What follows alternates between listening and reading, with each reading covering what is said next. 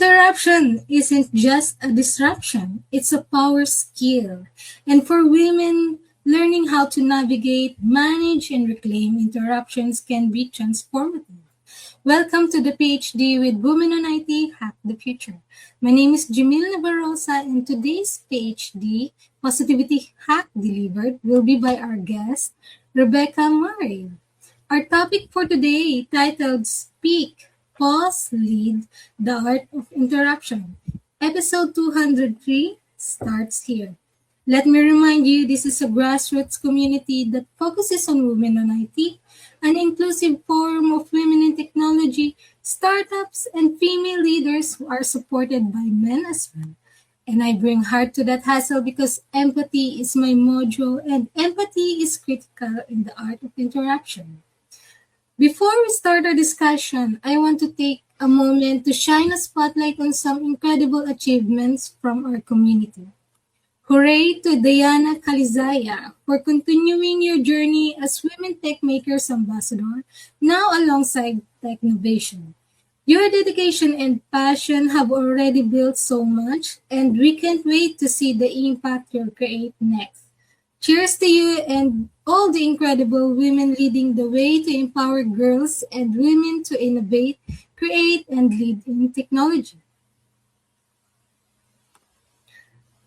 Catch our former Positivity Hack delivered guest, Annie Goodrow, as she will be hosting Testosterone Uncovered, a masterclass with Dr. Lindsay Shiraf, Chief Medical Officer of Blair Health and OB-GYN on Friday, January 16, 12 to 1 p.m. ET.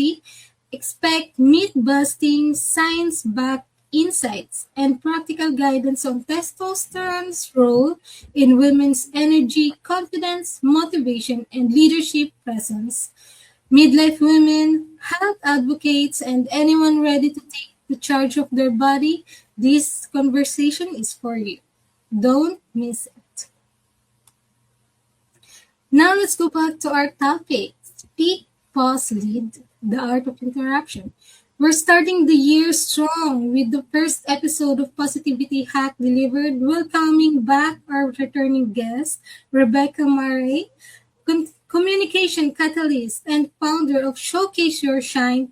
Together, we explore one of today's most relevant workplace dynamics, revealing how interruption impacts influence, confidence, and visibility, and how it can be reclaimed as a powerful tool rather than an obstacle. Blending behavioral science, tech-savvy, and stagecraft, Rebecca brings practical strategies to help you speak with clarity, confidence, and authority without losing authenticity. A fierce advocate for voice equity, she champions creating spaces where every voice is heard, valued, and amplified. If you've ever been talked over, cut off, or sidelined, or want to lead conversations with greater presence, this episode is for you. Please join me giving a warm welcome to Rebecca. Thank you so much. It's great to be back. I think it's been a couple of years. Yes, thank you so much for joining us. And your first episode was with Beata, and it's right. been an honor to talk to you again here with me. And to start, where in the world are you today? I am in Mount Vernon, Washington. As you can see from the photo behind me, this is the land of tulips. In April, we have a world-famous tulip festival where hundreds of thousands of people come from all over the world to see our magnificent tulip fields. That looks so beautiful. And so, Rebecca, you've dedicated your career to helping others showcase your shine or showcase their shine. Can you recall a specific moment in your own journey where being interrupted or sidelined forced you to rethink the way you use your own voice? Well, interruptions happen a lot to women. And I can think of many times that this has happened, and many times of feeling frustrated, of being shut out. For example, last year I was at a it was a networking event, a small circle of people. And there was one gentleman. It's interesting that you brought up testosterone, because this is a little bit of what we, what feeds into this issue of interruption, that, you know, women are by and large interrupted 3 times more than men. And it's interesting that not only men interrupting women more, but women interrupting women more, because women are easier to interrupt. And so the art of interruption is about agency of your own voice, making room for contribution on behalf of yourself, making room on behalf of others. So sometimes, like going back to this networking meeting, where we're in a circle, and this fellow who speaks 1,000,000 miles an hour was going on, and people couldn't cut in, people couldn't contribute. So I made a specific tactical insert of my own voice to, I had to think about that. And that's part of the reason why we're talking about this, because sometimes when that happens, when there is no room for your voice, you have to make your own room. You have to make your own entry. And that is very uncomfortable for many people to do. Speaking of room, you describe yourself as a catalyst. When you first enter a room to coach a team, what is the energy you usually sense when a group has a poor interruption culture? Poor interruption culture. Well, starting the meeting in this way, so we talk about voice equity. And I think everybody in the room agrees that voice equity sounds good. So what is that? It is making room for contributions. Raise your hand if you think it's a good idea to make room for voices in the room. And everybody agrees, yes, that's a good idea. Okay. Well, what this means then for each of us is that we pay attention to the conversation, making sure we don't overtalk and don't interrupt prematurely. But if somebody does go on, then learn to interrupt elegantly, so that, to your point of empathy, you don't upset someone, but they remember, oh, that's right. This is about voice equity, making room for all voices. I'm talking too much, so I'm happy to stop talking. So it's about creating the culture and the agreement up front that we all agree, all our voices matter. So let's put voice equity in front and do our best to not overtalk, but to make room for all of the contributions. Why do you think so many talented people are still waiting for permission to lead the conversation? And how do we break that habit for good this year? Well, yesterday you asked me for a quote from somebody, so I will share Ann Landers' quote with you, because that feeds in to this conversation. Ann Landers was a writer. She had an advice column for many years. I think she probably started in the 1940s or 50s, and every week in the newspaper would publish letters or mentions of advice. People would write her in, hey, I'm having this problem, and then she would give her advice. So one of the quotes from her was 20, 40, 60. And she says, at 20, you worry way too much about what other people think. At 40, you don't care. And I'm not sure about that one. But at 60, you realize they weren't thinking about you in the first place. So one of the things that holds people back is that they're constantly worried about what other people think of them.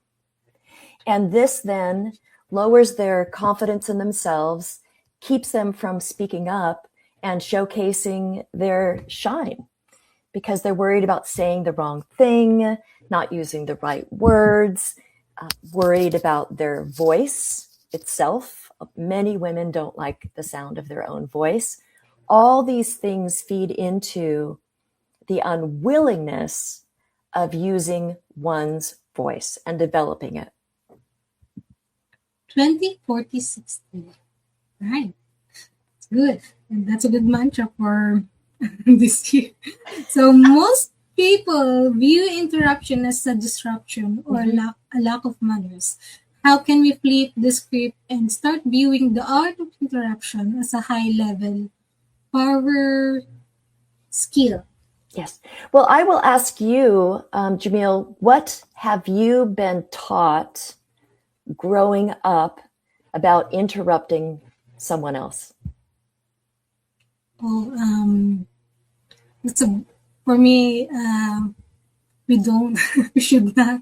We finish. To, I should finish to listen to somebody before answering. So, Okay. yeah. And if this person went on and on and on, would you still be hesitant to interrupt them?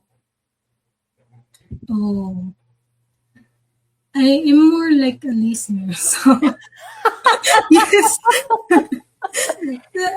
I mean, yeah, personally, I'm more like a listener. So, Okay.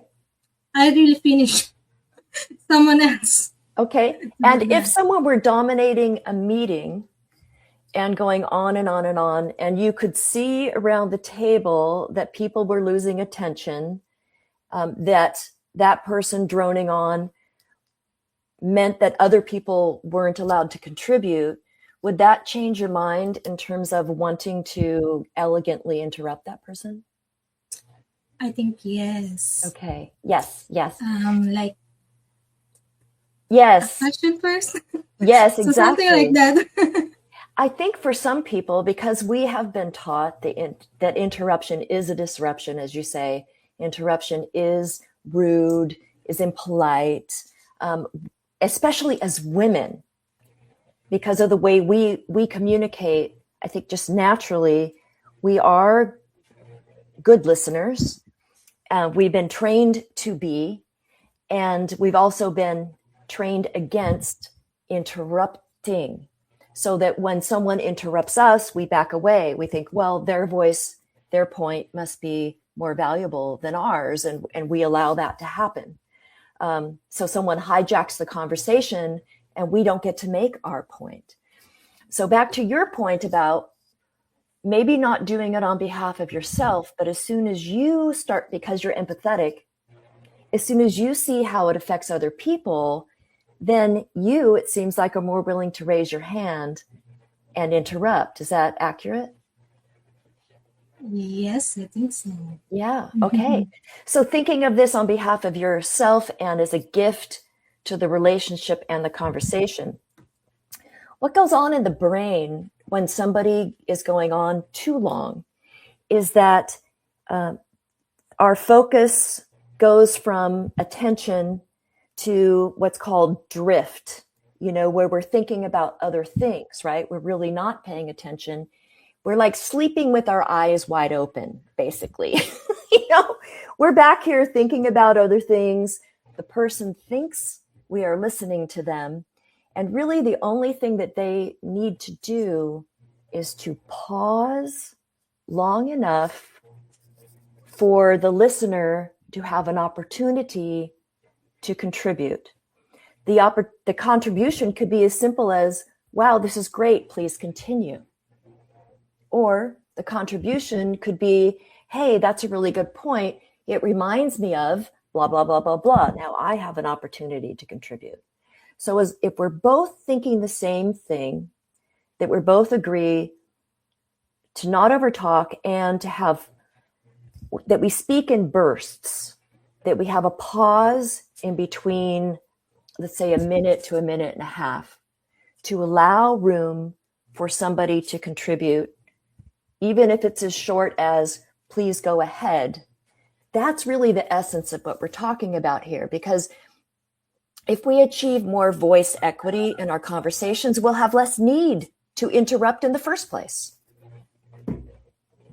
Yes, as our title says, speak, pause, lead.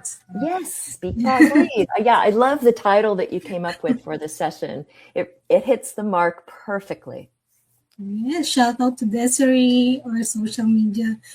Yeah, women in IT. So, um, you define voice equity as a form of applied intelligence. How does a diversity of voices actually translate into smarter, more profitable business decisions? Yeah, I think all of the data that we've honed over the years proves again and again that diversity and inclusion matter when it comes to moving the organization forward. I mean, there's no doubt about that. And so where we practice voice equity is in our meetings, setting the intention to allow room for people to contribute, setting the attention to talk in bursts, and have a pause in there, and agree that we will move the needle farther if we follow the voice equity tactics. You know, this mindset. If we all have this mindset, we will be able to accomplish more together. You blend behavior science with stagecraft. For someone who feels invisible, what is one theatrical trick they can use to signal they are about to speak before they even say a word?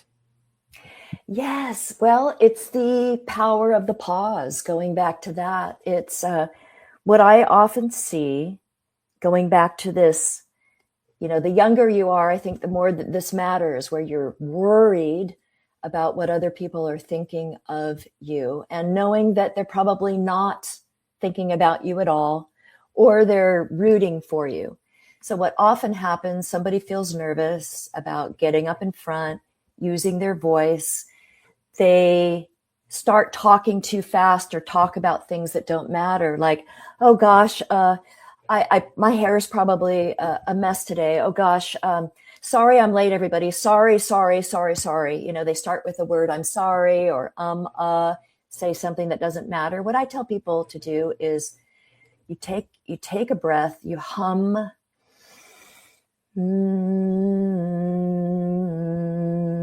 Ground your voice so that it sounds nice and resonant. Go up to the front of the room, or if it's your turn to speak at the table, take a moment to pause, take a moment to breathe before you open your mouth. Look at people in the eye and say your first meaningful word. So think about what your first sentence is going to be before you say it. And as soon as you hear your own confident voice in your own ears, you will calm down and you will be able to think clearly. If someone has just been talked over or cut off, what is a low friction way to jump back in without sounding defensive or aggressive? Yes, that's a good one. So somebody's cut you off. They've talked over you. Use your own voice to say, let's say, Jemille, let's say that you talked over me, which I know that you never would, but you may have to do this at some point. And so this is the way that if you talked over me, this is what I would say. Jemille, thank you so much. I'd like to finish my thought. Mm-hmm. Or I will finish my thought. I'll finish my thought and then yield the floor to you. Or you could say, I'm going to finish my thought and then happily yield the floor to you. And you say it, you know, with a nice look on your face. I think the face is part of that, where you say, you know, not to put people on the defensive. It's the tone. It's the words that you use are important, but more so the tone in the face. Tell others, hey, I'm not upset that you interrupted me. I'd simply like to finish my thought. That's a good one. It's a very good one. Thank you. You often talk about the art of listening. Is it possible to be a fierce listener while still being a powerful, assertive speaker? Absolutely. Listening is part of speaking. In fact, when I work with people on their presentations, on their presentation skills.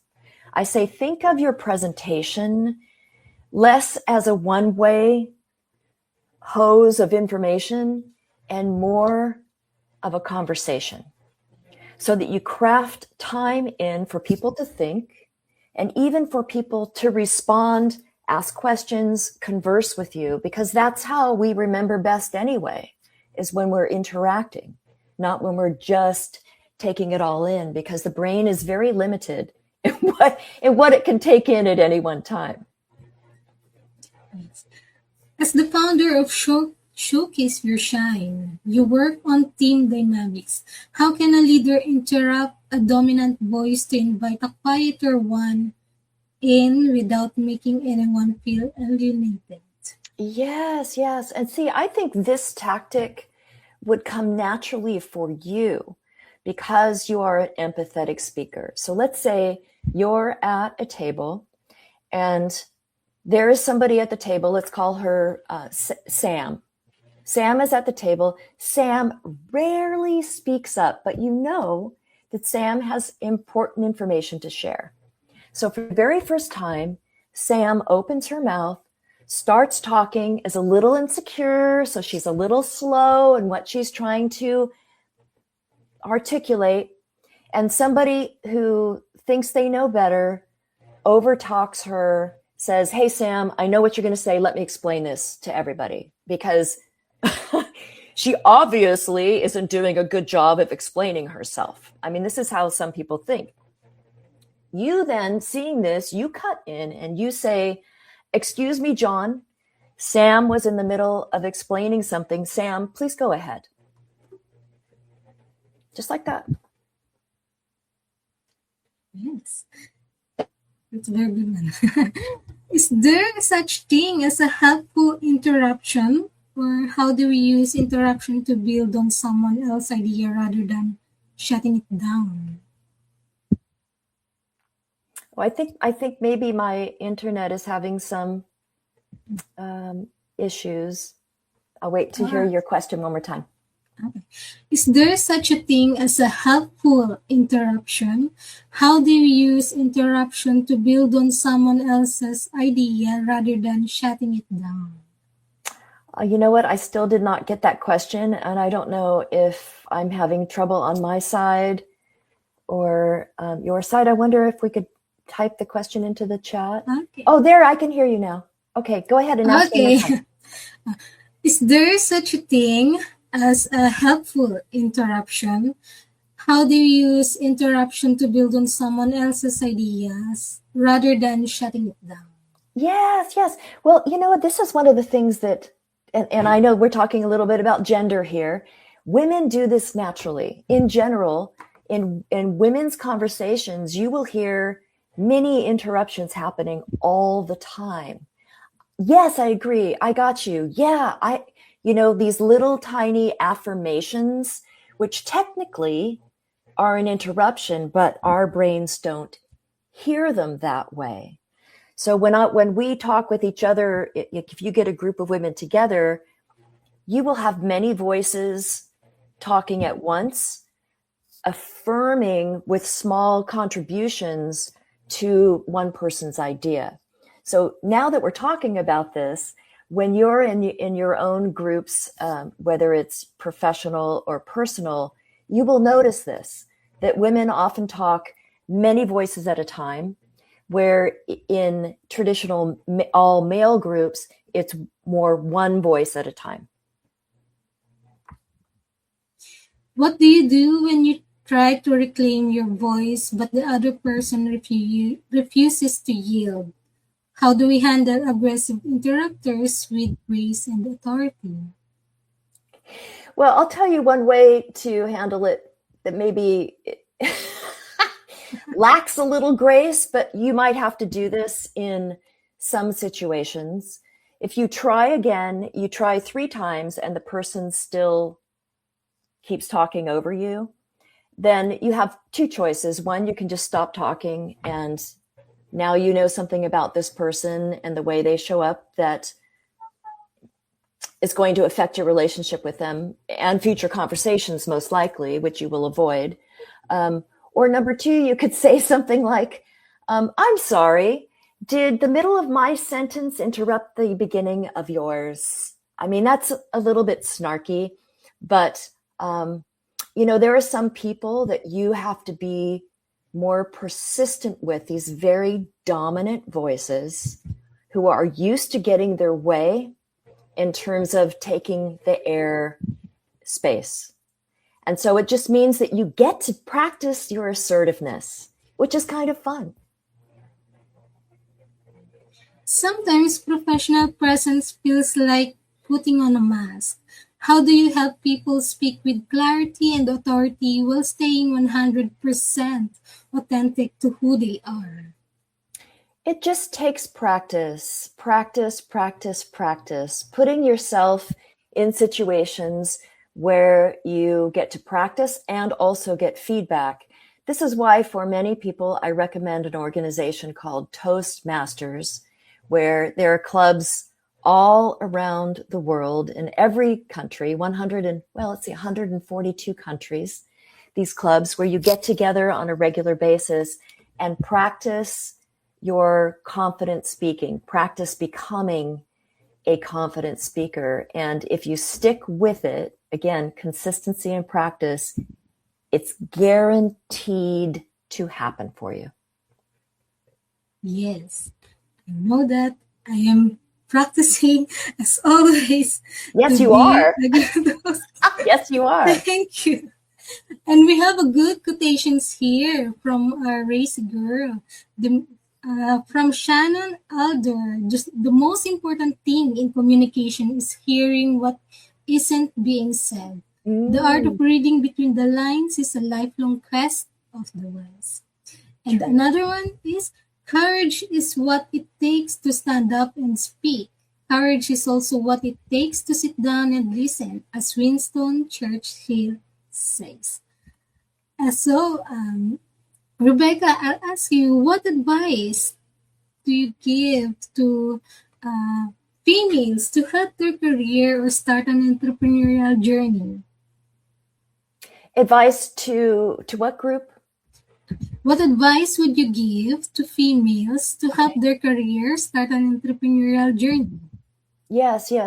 Going back to the suggestion to join a group to help you practice hearing your own voice and developing that confidence. It's really the first words out of your mouth. And like somebody said, what's not being said, it's your face, it's your tone, it's how you hold your body. It's what people see before you even speak a word that speaks volumes, because we make an impression in a fraction of a sentence.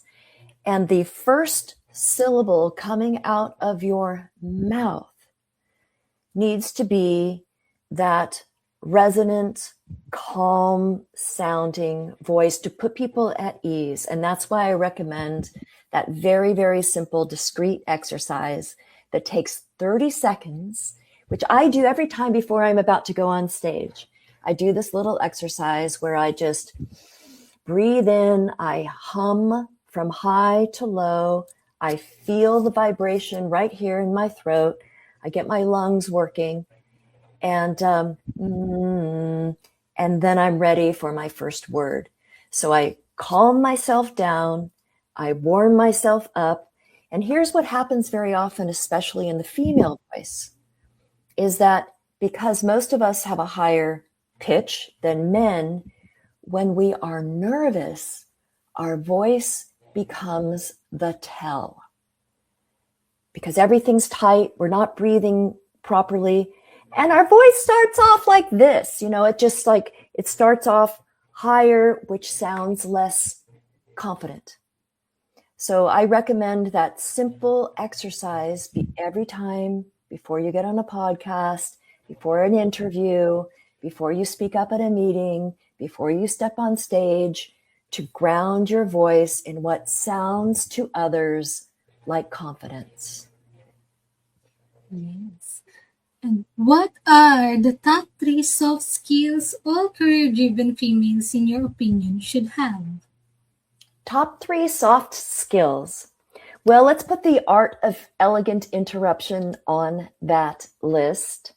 Also, soft skill would be to choose your words wisely, to pause before you respond. That's a good soft skill, right?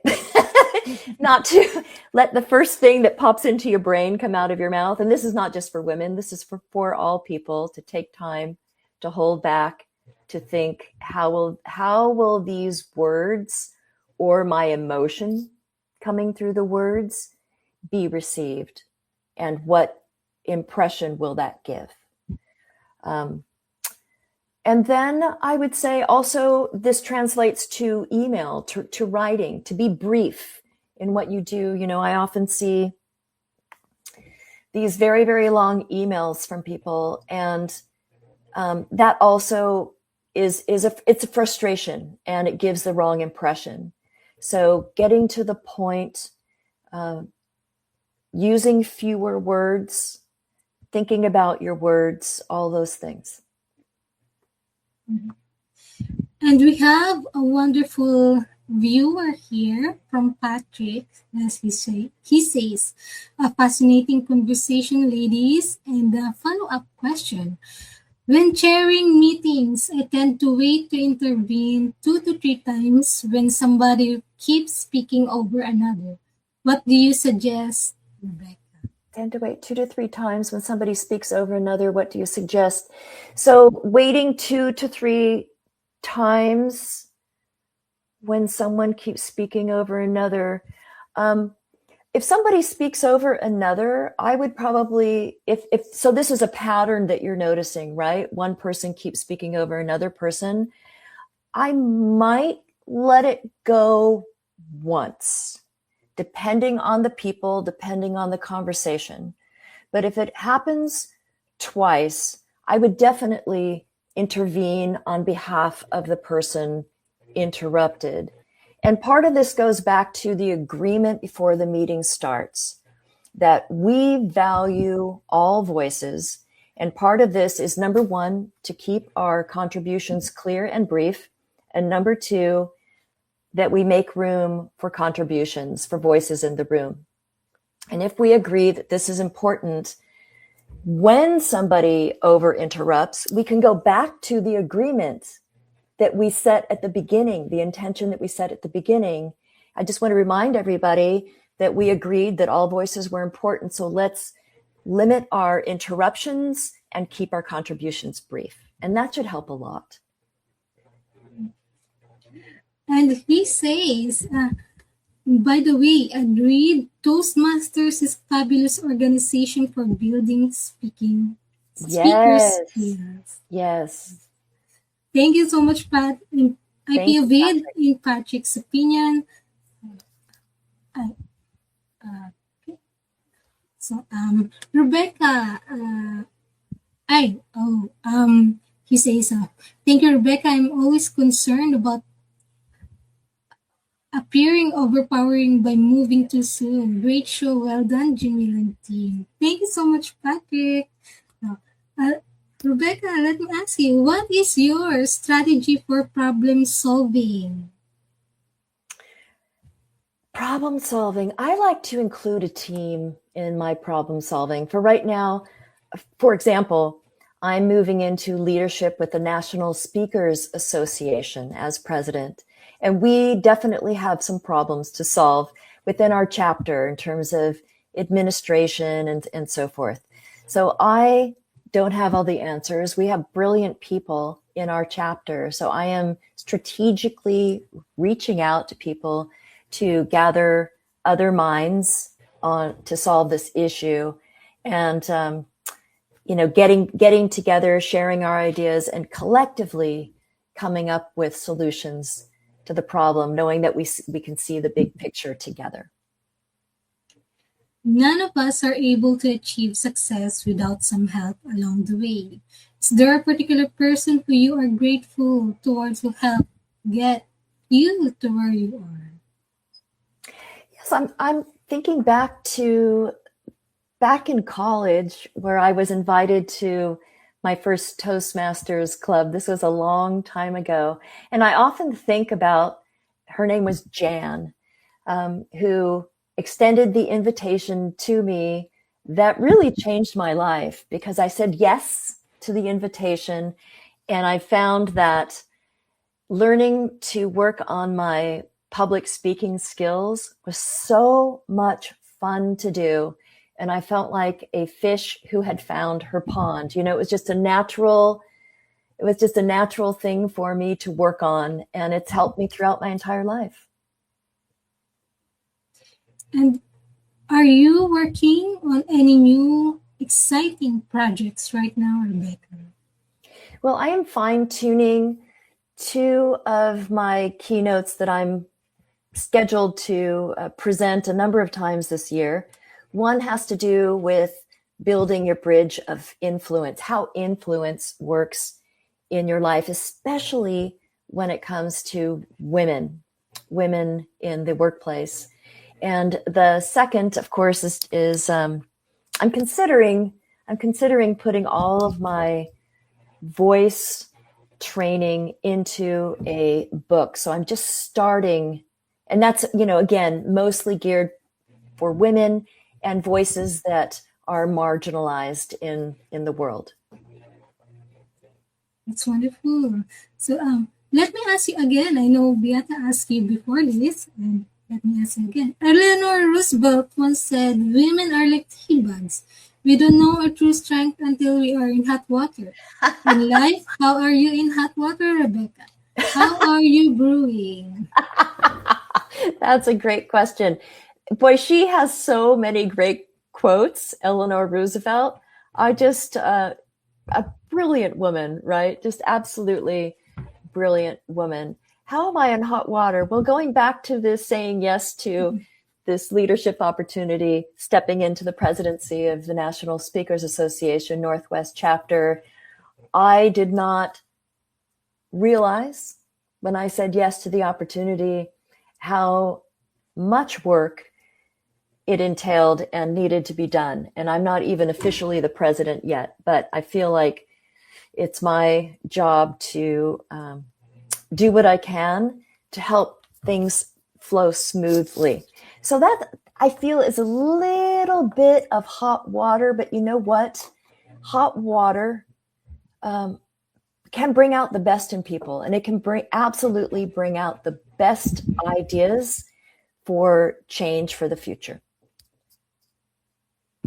What is the number one book you can sit and think, "Oh, I wish I read before I started my career"?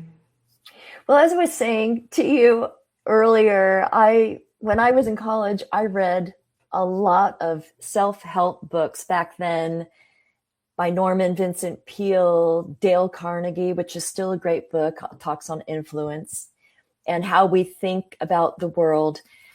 There really wasn't a book back then specifically for women in terms of influence, but a book was written 2 years ago by Allison Fergale, PhD. It is called Likeable Badass, and it is for women. It's all research-based on how different the challenges are for women still in the workplace when it comes to workplace success and influence. That is a book I highly, highly recommend. It's a fascinating read. I facilitated 2 book clubs on this book because every time I talk about it, women say, "Oh, I want to read that book." And I say, well, it's a great book to work through together, because part of applying the wisdom is accountability for oneself and to others. So that's why the book club works so well. Again, the book name is Likeable Badass and focuses on success and influence in the workplace, specifically for women. That's amazing. And that will be added to our PhD shelf of books. Let's imagine that you could meet anyone in the world for a private breakfast. Who would it be, and where would you choose to meet? Yes, well, there's no doubt that I would invite Shirley Chisholm. I have her campaign button from my 5th grade class. It says, Vote for Shirley Chisholm, 1972, Catalyst for Change. She was the first female, African-American female, to run for president of the United States of America back in 1972, if you can believe that. She was one of 435 U.S. representatives, the first African-American female to be in the House of Representatives. And you can imagine back in 1972 that she would have been a unicorn, right? I mean, incredible courage, talking about courage that she had. So I would have breakfast with her. I'm not sure where it would be. I think I would leave that up to her. But I would want to know, I just want to mine her of wisdom, similar to Eleanor Roosevelt. She had so many great quotes, accomplished so much in the world. And I would just want to sit there and absorb her wisdom like a sponge. Can you please give us your favorite life lesson quote? Yes, this goes back to Ann Landers, where she says 20, 40, 60. At 20, you worry about what others think. At 40, you don't care. And at 60, you realize they weren't thinking about you in the first place. So,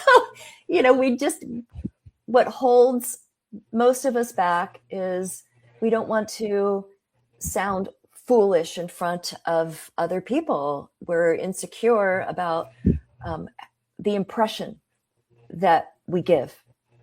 And so we don't say anything, like it's safer not to say anything, not to speak up, than to speak up and put ourselves and our reputation at risk. And so when you realize that people really, they're not analyzing you like you're analyzing yourself, that is a freeing thought and makes the way for authenticity, to be yourself, be your best self. And for our viewers, last word, Rebecca, last question. For listeners could practice just one communication hack from your toolkit today to increase their influence, what would you challenge them to do? If you are a leader and you are noticing that some voices aren't speaking up in the room, to make an effort to create a new intention for that group, to talk about voice equity and how we respect voices in the room. And that when those quieter voices start showing up, we support them in developing. That's really, I think, my mission in life is to support people in their voice and developing it, also with the idea of to keep our contributions brief and on point, those two things as well. And that's it from 203 of the PhD live stream. Thank you to our guest, Rebecca Murray. To stay updated and ensure you never miss a positivity hack delivered, follow Women on IT and turn on notifications to be alerted once the video has been released.